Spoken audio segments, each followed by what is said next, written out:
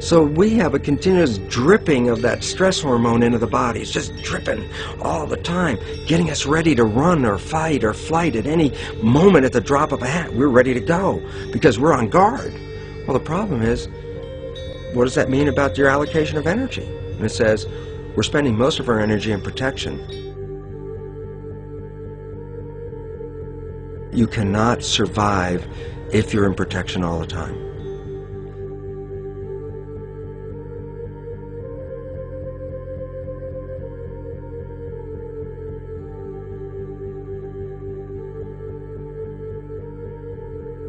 And if the parasite can control the nature of the fear, it can then create a fear among us that only it can defend us against. A recent physical manifestation of this comes from Zbigniew Brzezinski, former Secretary of State who also supported President Barack Obama. In his book, The Grand Chessboard, he states, as America becomes an increasingly multicultural society, it may find it more difficult to fashion a consensus of foreign policy issues, except in the circumstance of a truly massive and widely perceived direct external threat. Even the Reichsfuhrer of the Nazi Party, Hermann Göring, sums up this game of supply and demand perfectly when he stated, "The people can always be brought to the bidding of the leaders. That is easy. All you have to do is tell them they are being attacked and denounce the peacemakers for lack of patriotism and exposing the country to danger." It works the same in any country. It also works the same in every individual psyche. Just remember that the false ego has only one desire: to become greater and more powerful than the true self. This illness causes us to believe that we are separate from nature. This is why we see such a rise in the dependency of technology. This is why we see such little stewardship for the earth and the environment. And this is why we see bigotry, racism, sexism, and every other form of discrimination possible that leads to crime, violence, wars, and eventually, the global destruction of the organism. This endless state of fear, confusion, and segregation our world seems to live in is a symptom of the false ego creating a false threat.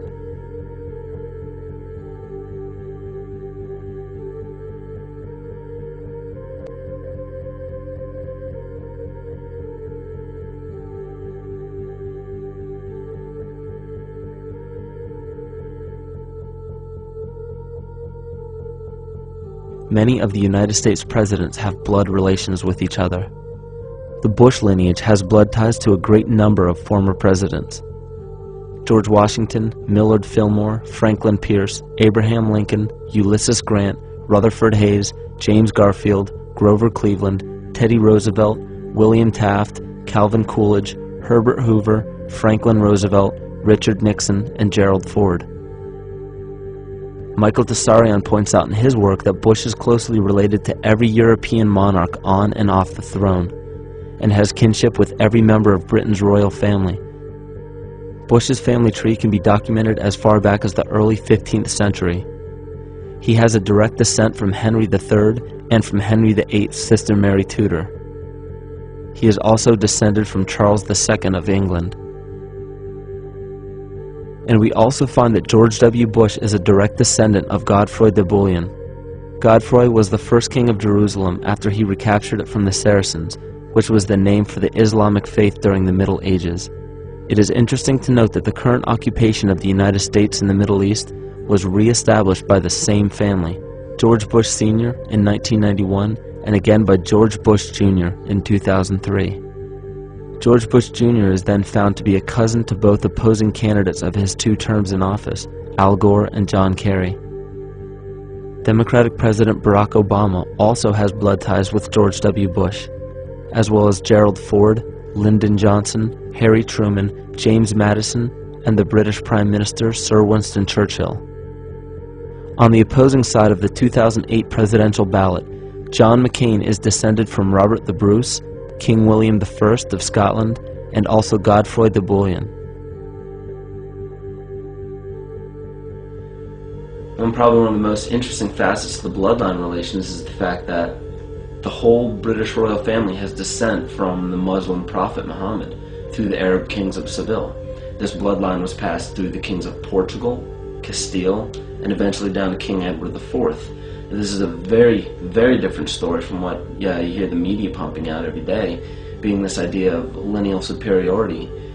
It's completely debunked according to the foremost authority of aristocratic lineage, Burke's peerage. And this just goes to show that there's the true story, and then there's the manufactured illusion, the front that's given to the public.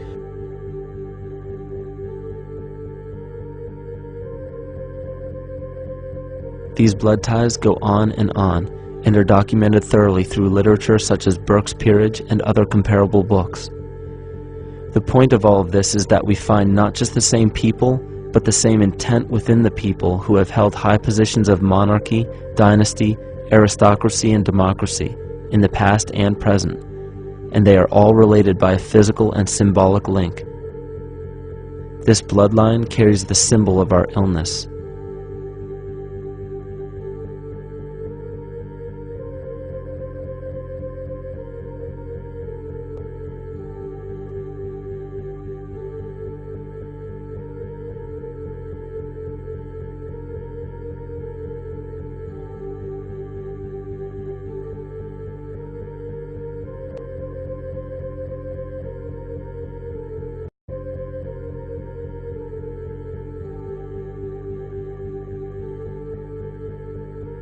The symptoms of our psycho-spiritual illness are the wars, terrorist attacks, artificial or man-made disasters, and leader figures. As long as the people remain oblivious to their inner drives and inner nature, they will always fail to recognize why these events take place and why these figures rise to such powerful positions.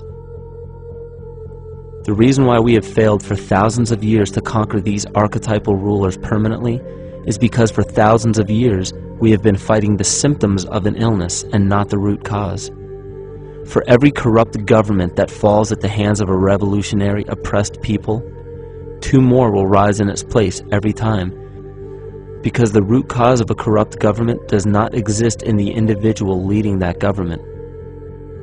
It exists within the psyche of every individual, because an unaware host to a deadly parasite will do anything to avoid accepting his own incapacity for freedom.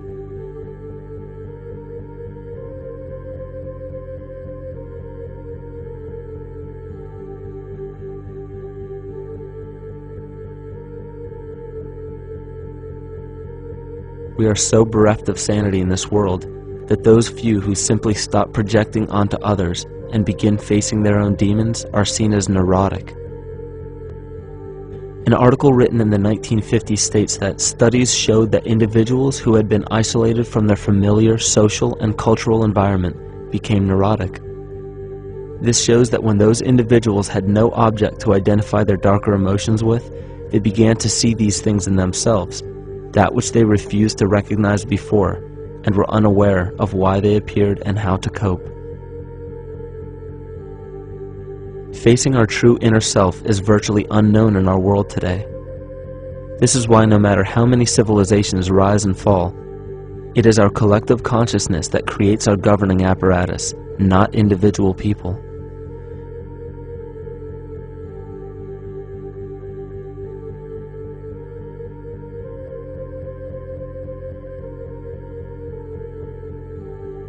And after countless attempts, you would imagine that people would realize that a physical retaliation may not be the solution.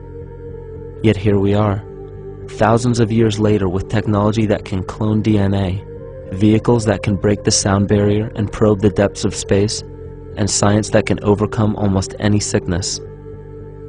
Yet we still fail to take notice to the importance of thoughts and consciousness. This is the very definition of insanity. And every single one of us is responsible for this psychic epidemic, because we're killing the messenger and paying no attention to the message.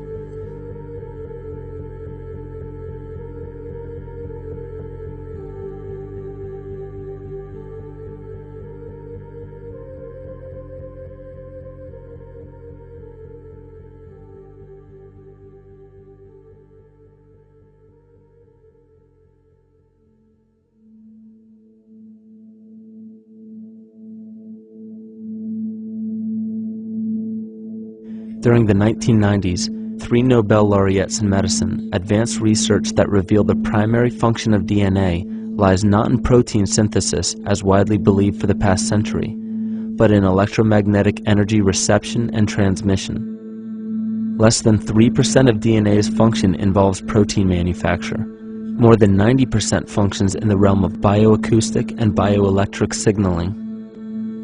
So why is it important to know that DNA functions in bioelectric signaling?